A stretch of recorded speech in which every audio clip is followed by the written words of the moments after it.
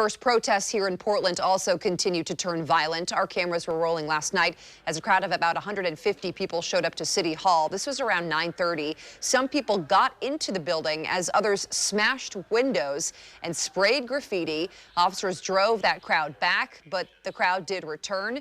Police say one person tried to start a fire, lighting an aerosol can while spraying it towards City Hall. Now, 23 people were arrested. 2 juveniles were also detained. And now, with many wondering how city leaders will get things under control in Portland, we're hearing from Mayor Ted Wheeler tonight.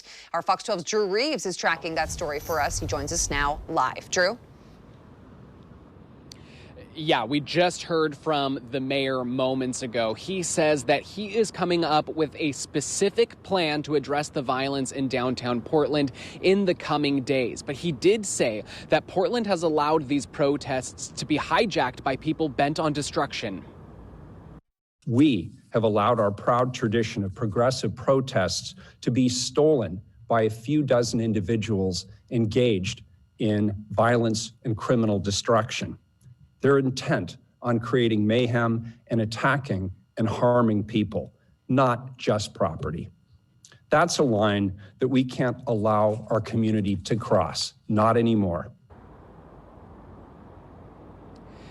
And the mayor says that he is going to be meeting with police tonight and then business leaders tomorrow to help him come up with that plan. Now, today I did reach out to other city leaders to find out what they are doing to stop the violence in downtown Portland, but I heard back from very few of them. 5 nights in a row, protests have turned to riots in Portland. Last night, police say protesters broke into City Hall and even attempted to light it on fire. This morning, crews were out cleaning up the mess, and many people stopped by to look at the destruction. Some say it's saddening to see, but not representative of what's actually happening in Portland. I think that what has happened is that the violence and vandalism has captured more public attention, local and national. It does not represent the struggle and the fight that we're in.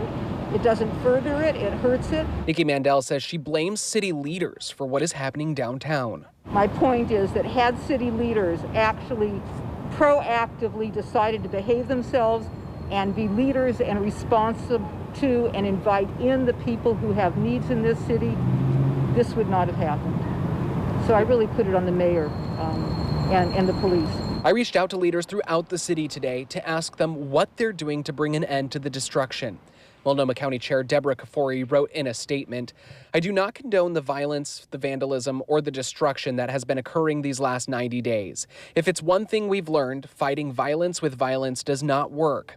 After hundreds of years of racial injustice in our country, our state, and our city, I believe the public wants to see real transformation of the public safety system." She went on to say she supports the decision by the district attorney to only prosecute certain charges among protesters.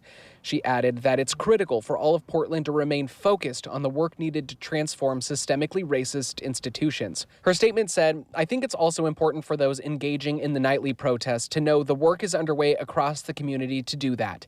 In our most recent budget, we invested in jail diversion programs, initiatives that repair the harm experienced by people involved with the criminal justice system, and in support for people returning to the community."